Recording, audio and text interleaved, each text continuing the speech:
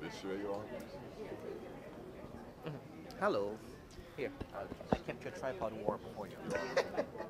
I can see that. Is this whole setup? Hmm? Is this whole setup? More light. We're doing a live test. A test of the. Sorry.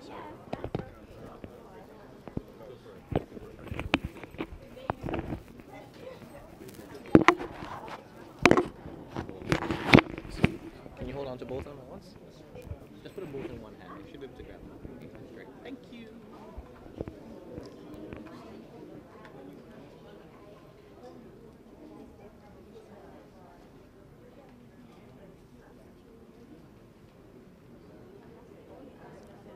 Ready when you are. Huh? I'm ready when you are.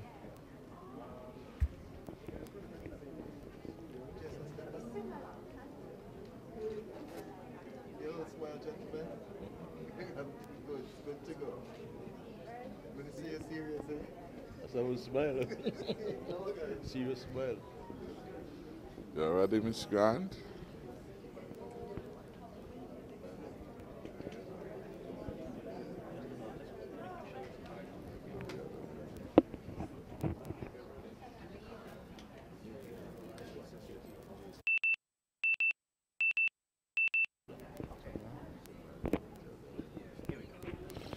Baby, better like that too. What's your name?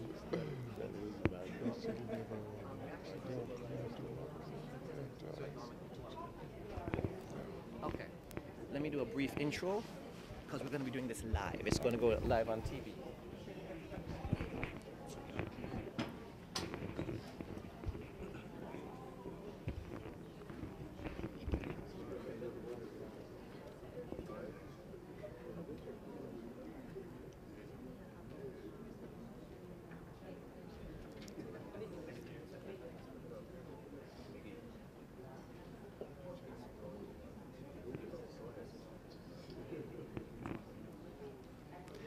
Hi, I'm Jason Davis, and we are here at the Royal St. Kitts Marriott Resort on the second day of the 30th Inter-Sessional meeting of the CARICOM Heads of Government Conference. And with me is the Prime Minister of St. Kitts and Nevis and the current Chairman of CARICOM, Dr. the Honourable Timothy Harris, and of course our Minister of Public Infrastructure, the Honourable Ian Liburd. We're here right now on the location of the Health and Human Resource Development Expo, also at the Marriott Resort. Prime Minister, tell me, what do you think of this expo that's going on here right now? Well, I think it was a very good idea from the Ministry of Health and its partners to use the occasion of the 30th Inter-Sessional meeting to organize a health fair. We have to begin to sell the message of wellness, of good health habits everywhere, and this conference provides a unique opportunity for that message to go out again. I want to commend all the leaders in the respective booths. I've noticed there's an emphasis on non-communicable diseases, which are major challenges for our healthcare program. I've noted that, for example, we also have a booth which should have provided information with respect to our program for national health insurance. This would be a major revolution to healthcare in that it will bring the issue of affordability and access into better reach of our people once we launch this national health insurance program. Generally, I commend the efforts. We have participation from Nevis, and in fact we have an interest here in ensuring that on both islands, St. Kitts and Nevis, a studied attention is being paid by everyone to improving his or her health. Great. Now, this expo forms part of, as I mentioned before, the Inter-Sessional meeting of the CARICOM heads. Can you give us any sort of insight as to how the meetings have been going so far? So far, the meetings have been very productive, challenging at times because some of the issues are weighty and controversial, but nonetheless the spirit of unity has pervaded throughout all of the meetings, and we have been able to reconcile what at first blush appeared to be differing position to come up with a consensus on a number of matters of importance to the people of the region. Okay, great. Let me jump over to Minister Liebert for a moment. Minister Liebert, do you have any input as to the significance of the CARICOM Heads Conference and/or the expo that's going on here today? Well, in terms of transportation, that is an item it's on the agenda and will be discussed. Transportation between the islands, because you have to maintain that nexus, that link in terms of travel and in terms of other services. For example, the movement of cargo through the islands, that's the difficulty.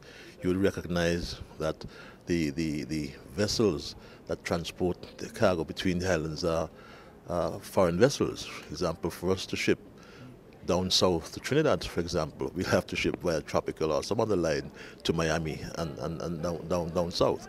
So these are issues, they are very weighty issues as it relates to air transportation. And transportation is derived demand. If there's no demand for us to import cargo here in St. Kitts, then the vessels won't come. But we want to see those vessels interregional vessels, and to see how best we can improve the efficiency and the effectiveness of the movements of people and our cargo throughout the islands, to create and maintain that link and bond between the CARICOM islands or countries. You touched on my next question, so I was wondering if you could speak a bit more as to what are your thoughts towards the development of the inter-regional ferry system. It's been discussed before, but do you think that the region is in a position to fully push that notion forward? Well, it's been discussed for a long time, right? And as I said to you, it's a derived demand, and one has to study the data and study it carefully, because in terms of moving from island to island, it has to be not just political decisions, it has to be an economic decision as well. So you have to put the economics into it, the cost to move from point and a point of origin to a destination point, the cost of fuel, the cost of the vessels themselves, the equipment to move the cargo and move people, and it has to be a decision that is economically feasible and sustainable. Okay. Let me go back to the Prime Minister. Prime Minister, one of the booths here at the Expo focuses on the findings of the Marijuana Commission, and I know you made numerous announcements in Parliament about the unanimous agreements that will be addressed by Cabinet going forward. I mean, can you give us an idea? What's the next step? I mean, what's going to happen now? There are two major initiatives that will follow, well, three. One, there has to be a legislative response to address the concerns raised by the Commission and the matter of decriminalization of the use for limited quantities of marijuana. So we'll have to have a legislative response to that. We will have to have a legislative response that would set out the framework for the use of marijuana for medical purposes. So there's an absence now of a legal frame since it is prohibited. And so pieces of legislation will address those two matters. Equally, legislation would be required as we move forward to deal with any ancillary matters related to the use and trade in this particular product. The second broad category, in my view, is the matter of the massive public education which the commissioners recommended that the country engage in prior to any movement with respect to their recommendation. And we have asked the commissioners to consider an ongoing role in that regard, having regard to their extensive knowledge which they would have developed in the course of their discussions and outreach on this matter. So.